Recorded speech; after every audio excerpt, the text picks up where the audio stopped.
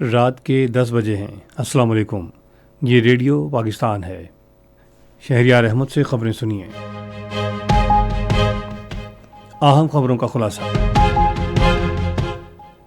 وزیر اعظم نے کہا ہے کہ حکومت عوام کو صحت کی بہترین سہولیات یقینی بنانے کے لیے پرعزم ہے۔ وزیر دفاع نے کہا ہے کہ پاکستان اور برطانیہ کے تعلقات عالمی امن و سلامتی کے مشترکہ مقاصد کو فروغ دینے کے لیے یکسو ہیں۔ اسلامی معاشروں میں لڑکیوں کی تعلیم، مشکلات اور مواقع کے موضوع پر 2 روزہ کانفرنس ہفتے کو اسلام آباد میں شروع ہوگی۔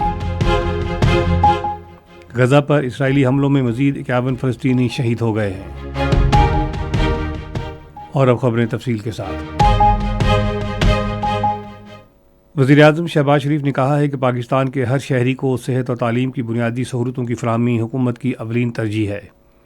وہ آج کراچی میں آغا خان یونیورسٹی کے کلینکل پریکٹس کے رہنما اصولوں کے مینول کی افتتاحی تقریب میں مہمان خصوصی کے طور پر خطاب کر رہے تھے۔ وزیر اعظم نے کہا کہ وزیر اعلیٰ پنجاب کے طور پر اپنے دور میں انہوں نے مہلک بیماریوں کے علاج کے لیے Pakistan kidney and liver institute اور برن سینٹر جیسے عالمی معیار کے ادارے قائم کیے۔ انہوں نے کہا کہ Sindh institute of urology and transplant جیسے کئی اہم ادارے بھی سندھ میں عوام کی خدمت کر رہے ہیں۔ شہباز شریف نے کہا کہ وزیر اعظم کی حیثیت سے حلف اٹھانے کے فوری بعد انہوں نے عوام سے وعدہ کیا تھا کہ وہ ہر پاکستانی کو تعلیم اور صحت کی معیاری سہولتوں تک رسائی فراہم کرنے تک چین سے نہیں بیٹھیں گے۔ انہوں نے کہا کہ اللہ تعالیٰ کے کرم سے ان کی حکومت ہر گزرتے دن کے ساتھ اس وعدے کی پاسداری کی جانب تیزی سے گامزن ہے۔ وزیر اعظم محمد شہباز شریف نے معاشی استحکام کے حصول کے بعد ملک کو اقتصادی ترقی کی راہ پر گامزن کرنے کے حکومتی عزم کا اظہار کیا ہے۔ انہوں نے آج پاکستان اسٹاک ایکسچینج کراچی میں ایک تقریب سے خطاب کرتے ہوئے کہا کہ اڑان پاکستان کے 5 سالہ اقدام کا مقصد ملک کو اقتصادی طور پر مضبوط بنانا ہے۔ انہوں نے برآمدات پر مبنی ایجنڈے پر عمل درآمد اور قدرتی وسائل کو مکمل طور پر بروئے کار لانے کے لیے متعلقہ فریقوں سے تجاویز لیں۔ وزیر اعظم نے یقین دہانی کرائی کہ نجکاری کا عمل شفاف انداز میں آگے بڑھایا جائے گا۔ وزیر اعظم شہباز شریف نے آج کراچی میں کنٹینرز کی کلیئرنس کے جدید نظام کا افتتاح کیا ہے، جس کا مقصد کلیئرنس کے عمل کو تیز رفتار اور شفاف بنانا ہے۔ انہوں نے اس سلسلے میں ایک تقریب سے خطاب کرتے ہوئے کہا کہ اس نظام سے کلیئرنس کے لیے درکار وقت 107 گھنٹے سے کم ہو کر صرف 19 گھنٹوں پر آ جائے گا۔ وزیر اعظم نے کہا کہ شفافیت کے اس نظام کو ملک بھر کے ہوائی اڈوں، خشک گودیوں اور بندرگاہوں تک وسعت دی جائے گی۔ انہوں نے کہا کہ ہمیں ملک کی معیشت کو ای گورننس کی جانب لے جانا ہے۔ پاکستان میں برطانیہ کی ہائی کمشنر مس جین میریٹ نے آج اسلام آباد میں وزیر دفاع خواجہ محمد آصف سے ملاقات کی۔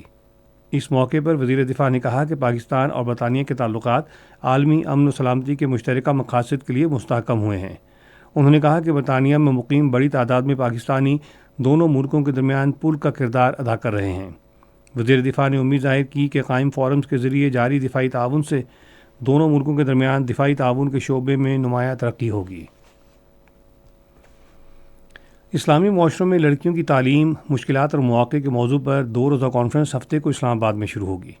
کانفرنس کے انعقاد کا مقصد دنیا بھر کے اسلامی معاشروں میں لڑکیوں کی تعلیم کے لیے مشکلات سے نمٹنا اور افہام و تفہیم کے ذریعے ان مسائل پر قابو پانے کے لیے قابل عمل حل تلاش کرنا ہے۔ اس کانفرنس کے ذریعے اعلیٰ سطح کے مذاکروں اور اشتراک عمل کے لیے ایک بہترین پلیٹ فارم بھی میسر آئے گا۔ وزیر اعظم محمد شہباز شریف افتتاحی تقریب میں کلیدی خطاب کریں گے۔ ضلع کرک میں فتنۃ الخوارج کے خلاف بہادری سے لڑتے ہوئے جام شہادت نوش کرنے والے پاک فوج کے 3 جوانوں کو ان کے آبائی شہروں میں سپرد خاک کر دیا گیا۔ فوج کے شعبہ تعلقات عامہ کے مطابق پورے فوجی اعزاز کے ساتھ سپرد خاک کیے گئے جوانوں میں ضلع غزر کے لانس حوالدار عباس علی، ضلع سکردو کے نائک محمد نذیر اور ضلع اٹک کے نائک محمد عثمان شامل ہیں۔ نماز جنازہ اور تدفین میں فوجی اور سول حکام، پاک فوج کے جوانوں، شہداء کے عزیز و اقارب، مقامی لوگوں کی بڑی تعداد نے شرکت کی۔ غزہ میں المواسی محفوظ انسانی زون پر اسرائیلی حملوں میں خواتین اور بچوں سمیت 51 فلسطینی شہید ہو گئے ہیں۔